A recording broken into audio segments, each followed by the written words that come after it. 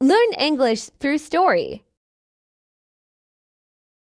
Once upon a time, in a small town called Riverside, there lived a boy named Adam. Adam was 15 years old, and he had a big dream. He wanted to travel the world. He often imagined himself walking through the busy streets of New York, visiting the beautiful parks of London, or eating sushi in Tokyo. But there was one big problem: Adam didn't know how to speak English well. Every time Adam tried to read an English book, he got confused. The words looked strange, and some sentences didn't make sense to him. He felt lost and worried that his dream would never come true. He knew that to travel the world, he needed to speak English. One day, while walking home from school, Adam saw a poster on a wall. It read, "Learn English through stories." The poster had pictures of people reading books and smiling. Adam thought, maybe this is the answer to my problem. Without wasting any time, he decided to visit the place mentioned on the poster.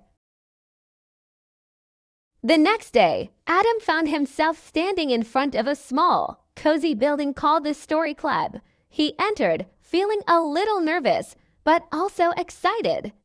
Inside, there were many people, old and young, sitting on chairs and listening to a woman who stood in front of them. She had a warm smile and was holding a book. "Welcome, everyone," the woman said. "My name is Miss Sarah, and I'm here to help you learn English through stories. Today, we will start with a simple story, and as we read, we will learn new words and how to speak better." Adam found a seat in the back and listened carefully. Miss Sarah opened her book and started reading a short story about a farmer and his magical cow. As she read, she stopped to explain some difficult words. "This is a barn," she said, pointing to a picture. "It's a building where animals live." Everyone nodded, and some took notes. Adam felt excited. For the first time, learning English felt fun. The story was interesting, and Miss Sarah's explanations made everything clear. At the end of the class, she gave them homework. "Read the next part of the story at home," she said. "And don't worry if you don't understand everything. Just enjoy the story, and the words will slowly start to make sense." Adam took the book home and read the next part of the story. It was about the farmer's adventure to find a golden egg. As he read, he noticed that some words were still difficult, but he didn't stop. He remembered Miss Sarah's advice: enjoy the story and keep going. Days passed, and Adam continued to visit the story club every week. Each time, Miss Sarah would read a new story. Sometimes it was a fairy tale, sometimes it was a funny story, and sometimes it was a true story about history. Each story taught Adam new words and made him feel more confident. He even started speaking small sentences in English with Miss Sarah and the other students. One day, Miss Sarah told the class, "Next week, I want each of you to write your own story. It doesn't have to be long or perfect. Just write something simple in English and bring it to class." Adam was nervous. He had never written a story in English before. "What if I make mistakes?" he thought, but he also felt excited. He wanted to try. He sat down with a piece of paper and started thinking. He decided to write a story about a boy who wanted to fly like a bird. The boy in his story had dreams, just like Adam, and he worked hard to make them come true. When Adam finished his story, it wasn't perfect. There were mistakes in grammar and spelling, but that didn't matter. He felt proud of what he had written. He knew that learning English was a journey, and every step, even small, was important. The next week, Adam stood in front of the class and read his story. His voice shook at first, but soon he felt more confident.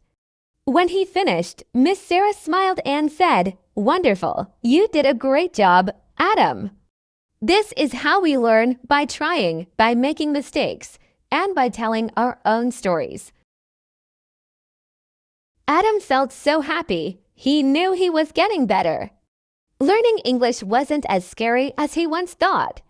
Through stories, he was learning not just words, but also how to express his thoughts and dreams. And so, Adam's journey to learn English continued.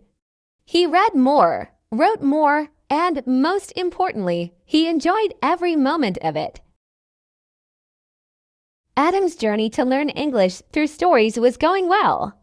Each week, he read more, wrote more, and even started speaking more confidently. However, he knew there was still much to learn.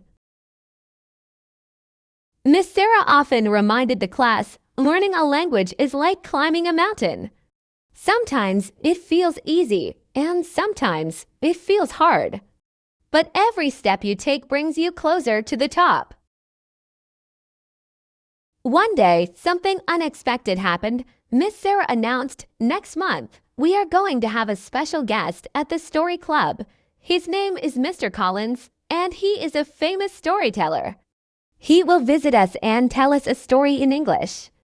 After that, you will have the chance to ask him questions." The class was excited, but Adam felt a little nervous.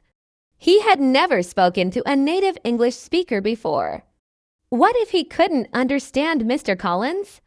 What if he made a mistake when asking a question? These thoughts made him anxious.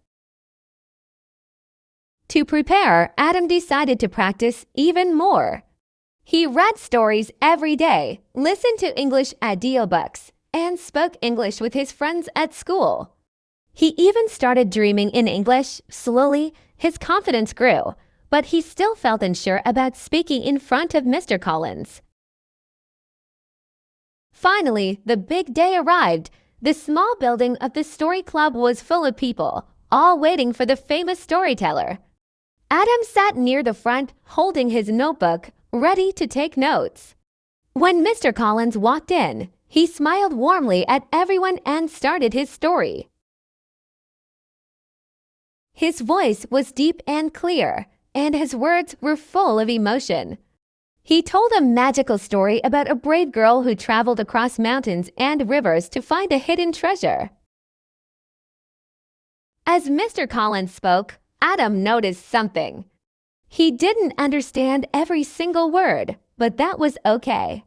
He could still follow the story because of the way Mr. Collins used his voice, his hands, and his expressions. It was like watching a movie. After the story ended, the room was filled with applause.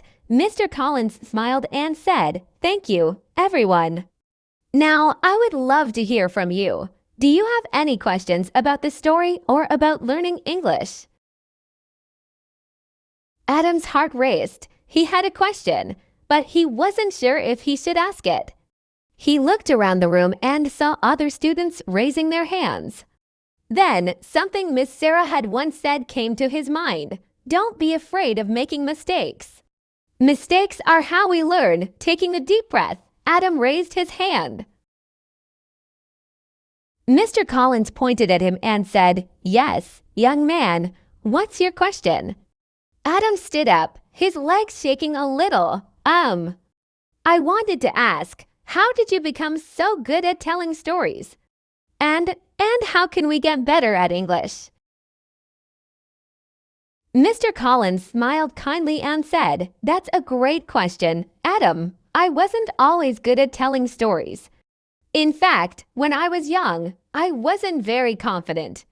But I learned it by practicing, by listening to others, and by never giving up. It's the same with learning English. The more you practice, the better you get. And the best way to practice is through stories. Stories help us connect words to emotions, to pictures, to ideas. When you learn through stories, English becomes more than just words on a page. It becomes part of you. Adam felt a wave of relief. He had asked his question, and he had understood the answer. But more than that, he realized something important. Learning English wasn't just about memorizing words or grammar rules. It was about using the language to express ideas, to connect with people, and to tell his own stories. After the event, Adam stayed behind to thank Mr. Collins. "Your story was amazing," he said. "I want to tell stories like that one day." Mr. Collins smiled and said, "You can, Adam. You're already on the right path. Just keep reading, keep writing, and most importantly, keep telling your own stories. Everyone has a story to tell, and through those stories, we learn not just English, but also about ourselves and the world." Over the next few weeks, Adam felt more motivated than ever. He continued attending the story club, but now he also started writing his own stories at home. Sometimes they were about his dreams of traveling, sometimes about his daily life, and sometimes they were pure imagination. He shared these stories with Miss Sarah, who always encouraged him to keep going, even when he made mistakes. One day, Miss Sarah made an announcement in class. "Next month, we will have a special storytelling event. Each of you will get the chance to tell a story in English to a small audience." The idea of speaking in front of a crowd made Adam nervous again, but he remembered how far he had come. He practiced his story at home, in front of the mirror, and even with his little sister, who giggled at some of his funny characters. On the day of the event, Adam stood in front of the audience. His hands shook a little, but he took a deep breath and began his story. It was a tale about a boy who dreamed of flying around the world, much like Adam himself. As he spoke, he saw smiles on people's faces, and he knew they were enjoying his story. When he finished, the audience clapped, and Adam felt a deep sense of pride. He had done it. He had not only learned English, but had also used it to share his own story with others. And so Adam's journey continued. He knew that learning English was not just about studying books. It was about living the language, using it to connect with others, and telling stories that brought people together. Through stories, Adam had found a way to learn, to grow, and to dream even bigger.